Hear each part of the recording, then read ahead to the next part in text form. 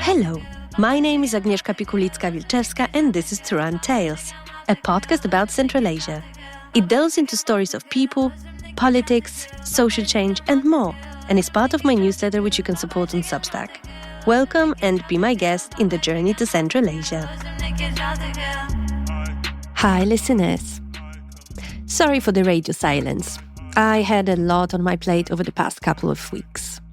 But I'm now back, and this week I have a long read for you that I hope you will enjoy.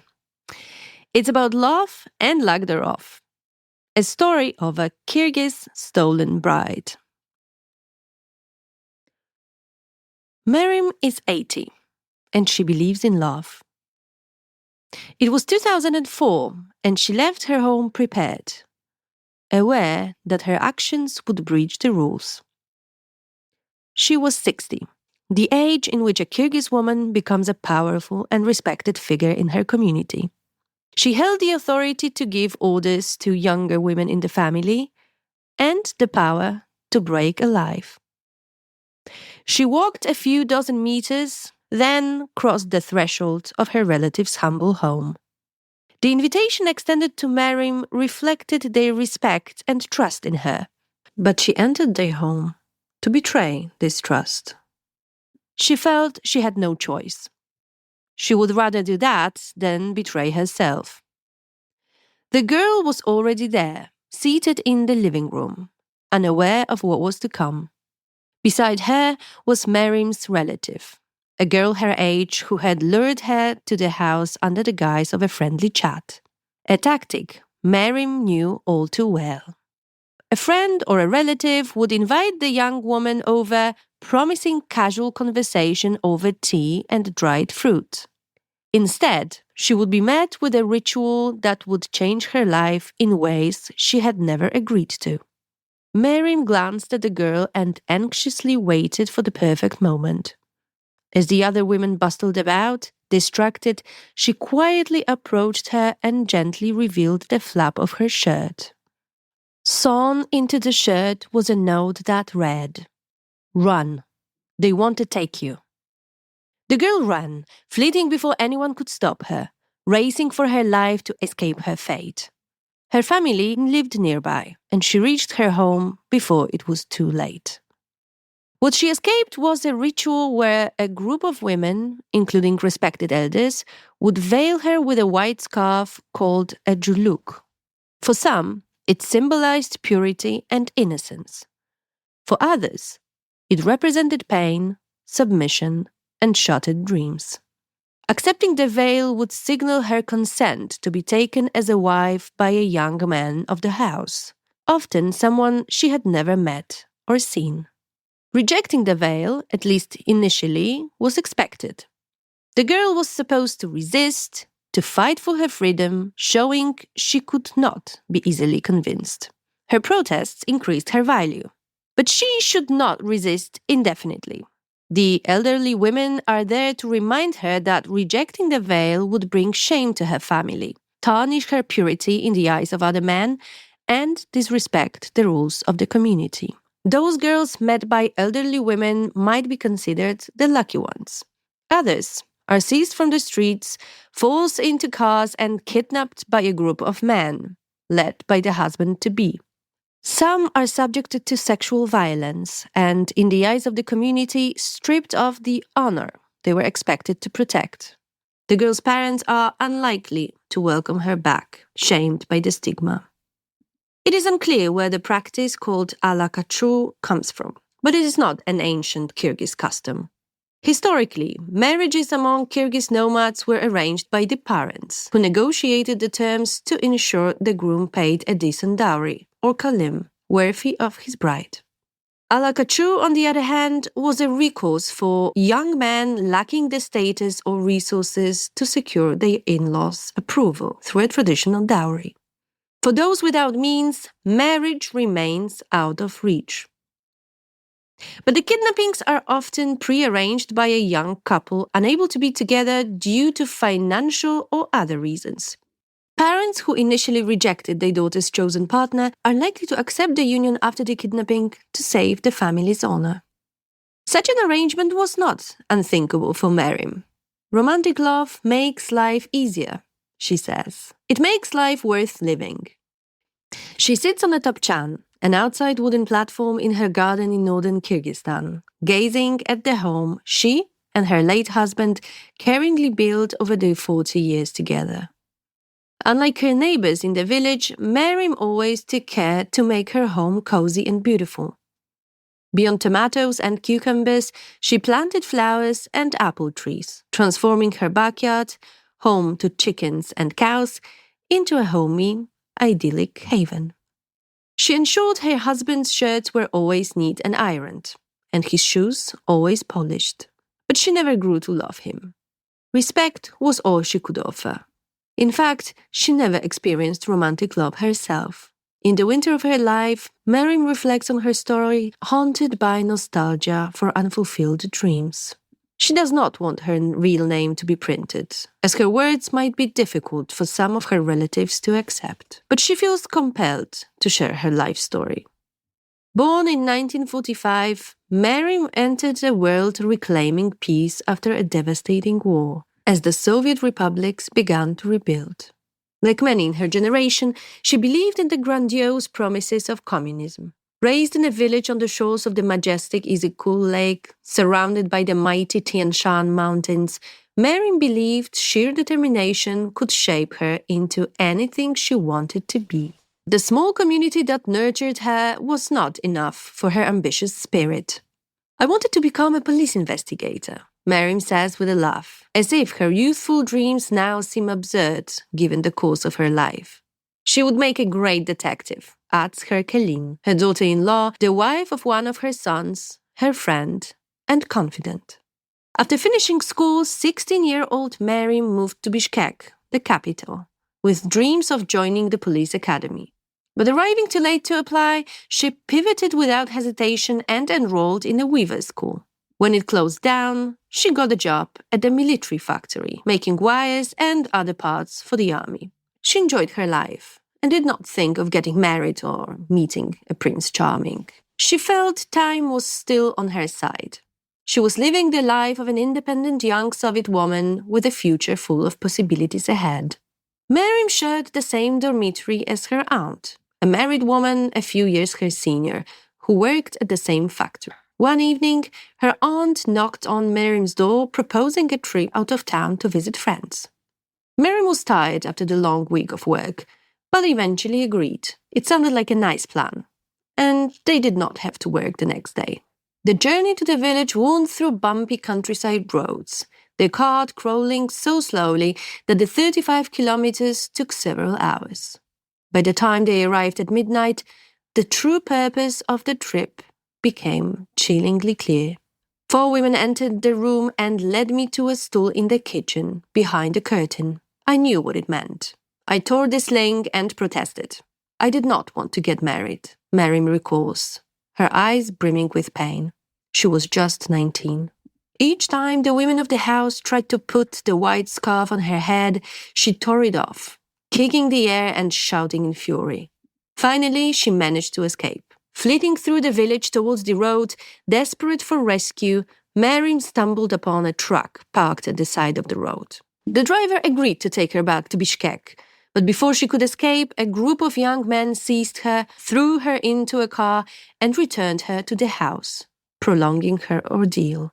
As punishment for her escape, one of the women took her long braid and cut it off. A harsh reprimand for a defiant, city-bred girl did it too good for a village boy. A boy she still hadn't seen. Her requests to at least meet him were ignored. I didn't know what he looked like or if I'd even seen him before. I worried I wouldn't like him, that he might be lame, for example, she says. She can't recall exactly how many days she resisted, probably 3 or 4. When I ask why she eventually relented, she struggles to find a clear answer. I was exhausted, she says. Meerim still remembers the price her husband paid her aunt for luring her to his village. It was 1964, and her freedom was worth 80 roubles, equivalent to a plane ticket from Moscow to Bratsk, a Sputnik bicycle, a pair of winter shoes or coat in a Bishkek store, or, with luck, a pair of black market jeans. It was the monthly salary of a nurse. Her groom's name was Damir and was neither ugly nor lame, but the shame and humiliation of what happened never left her. As he later explained, he was looking for a girl who could endure the hardships of village life, which was not for the faint-hearted, as Meerim would soon discover. It struck her that her aunt had seen her as somebody who fit that description. They tied the knot in a hurried ceremony and moved in with his parents. Bishkek, for her, was a closed chapter. The first year of family life was challenging for Meerim.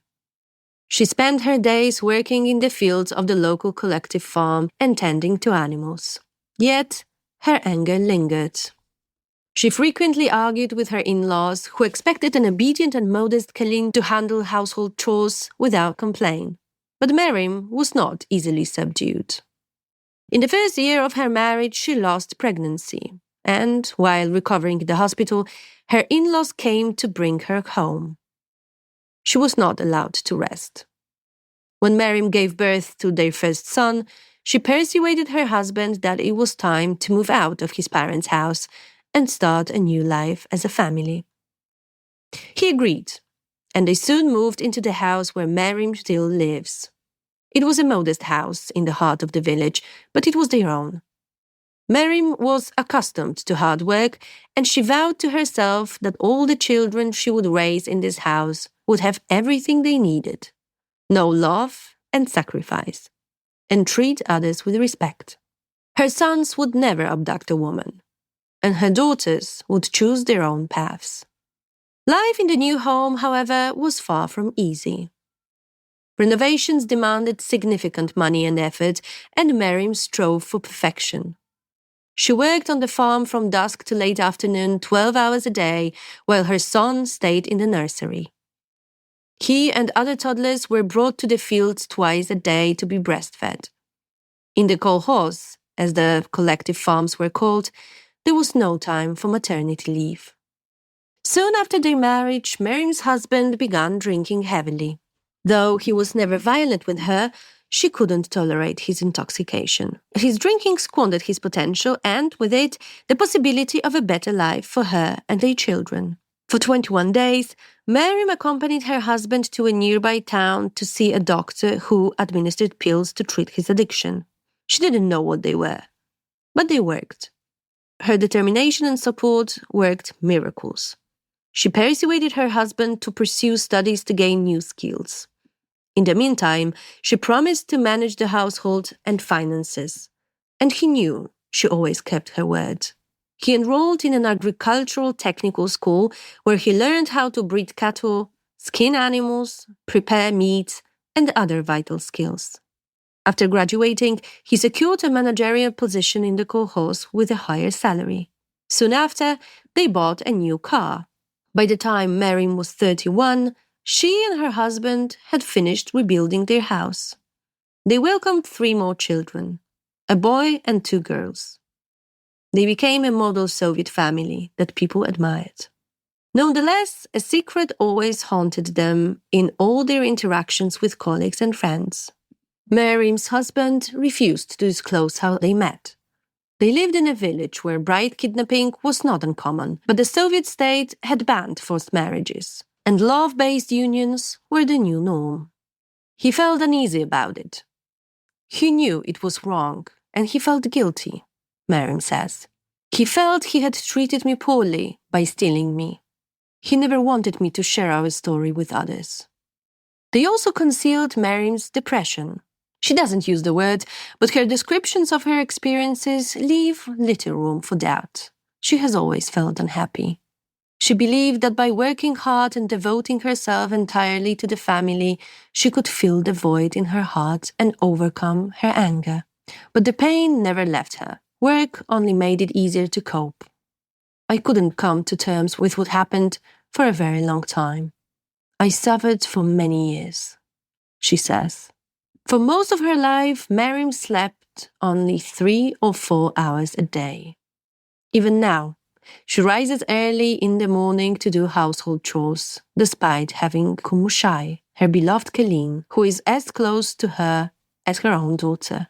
As we sit at the tapchan, Meerim ensures no men are present before removing her headscarf, a traditional covering for married Kyrgyz women. She takes out the pins securing her bun and lets her hair down. It is as long as it was when she first arrived in the village as a young, unsuspecting bride. She has never allowed anyone to cut it since. When the Soviet Union collapsed, Central Asian states were left without their big brother and the Marxist-Leninist ideology that had governed public and social affairs. Each of the 5 newly independent republics in the region soon turned to its own traditions in search of answers and a new identity. Reports indicate that Alakachu became more prominent in the post-Soviet era. The economic transformation was marked by poverty and uncertainty, leaving many young men without resources to get married. Meerim disputes such claims, however. In the region where she has spent most of her life, bride kidnapping was widespread during the Soviet times as well. And in her view, the practice has become less common over time. It is difficult to know for certain. Alakachu has always been underreported, as it is practiced within families, beyond the watchful eye of the state. Meerim has always taught her children to believe in love and trust their feelings. I always told them to marry whomever they want and that they should fall in love, she says. Both of her sons married for love, and she's proud to have raised them well. After warning the bride-to-be back in 2004, Meerim lost the trust of some relatives. She was never invited to participate in the ritual again, but she has no regrets. She never wanted to attend those events anyway. She looks at old photographs and some newer ones from weddings she attended in the recent years. She pauses over a photograph of the women in her family. She points to those who were forced into marriage, survivors of Alakachu spanning various ages. They are a minority, but a significant one. She finally points at her own daughters, women she has always taught to follow their hearts. The elder, Dinara, a certified accountant, was 20 when she was kidnapped from a street in Bishkek in 1992. She worked in the tourism sector and had ambitious plans, much like her mother. Unlike the norm, Meerim would have welcomed her daughter back if she had chosen not to marry her kidnapper. But Dinara ultimately consented to the marriage. She still lives with her husband. Merim's second daughter, Elnura, is divorced. She was kidnapped in 2001 in Bratsk while returning home from work. She had started a job at the local brick factory, having just graduated from university. It was Monday. The groom and his mother visited Meerim after the kidnapping to seek her blessing for the marriage. They had already persuaded Elnura. The man was a good father, Meerim says, but his drinking led to the marriage's collapse. In present-day Kyrgyzstan, bride kidnapping is illegal. In 2021, following several high-profile cases of bride kidnapping and violence against women, the government strengthened the law. Abducting a person for marriage is now punishable by up to 7 years in prison, or 10 if the victim is a minor. In the past, police often refused to treat Alakachu seriously. In one of the most tragic reported cases in 2021, a policeman told a desperate mother whose daughter had gone missing that she should be patient, as the young woman had likely run away with a man. Her daughter, Aizada Kanatbekova, a 27-year-old, had been stalked for months. She was later found dead in a car parked in a field outside of Bishkek, alongside her abductor, who shot himself after killing her. Following public outrage and legal reforms, police in Kyrgyzstan have reportedly begun taking Alakachu cases more seriously. Yet it remains unclear whether these laws have reduced the practice. In the first 6 months of 2024, only 6 cases were registered, with 5 proceeding to court and 1 dismissed due to lack of evidence. In contrast, 251 such cases were reported in 2021. According to a 2018 inquiry by the Committee on the Elimination of Discrimination Against Women, approximately 12,000 bride kidnappings occurred annually in Kyrgyzstan. Recent changes at both global and national levels have not improved the quality of the statistics. After the 2020 revolution, the third in 15 years, Sadir Japarov was elected president and soon began to tighten the screws on independent media and Western-funded non-governmental organizations. Then, in 2025, Donald Trump returned to power in the United States and dismantled USAID, a government agency that has been a major donor to human rights and media organizations in Central Asia. Consequently, many women-focused groups in Kyrgyzstan lost their funding. This year, spring arrived late, so it won't be an abundant season for Meerim's fruits and vegetables. Maybe that is for the best. Meerim will work less and have more time to rest. Before we say goodbye, she shares one final thought. She believes it all comes down to the elders, people like her, who are respected in the community. Back in her day, bride kidnapping wasn't considered a big deal. It was even encouraged. But that is not the kind of elder she wants to be. In time, regardless of political changes, there will be more people like her. Families should be built on love. If you love, you quarrel less. And life is worth living. That's it for today. Thank you for listening and please subscribe to Turan Tales on Substack. I look forward to meeting you there and on my newsletter's social media.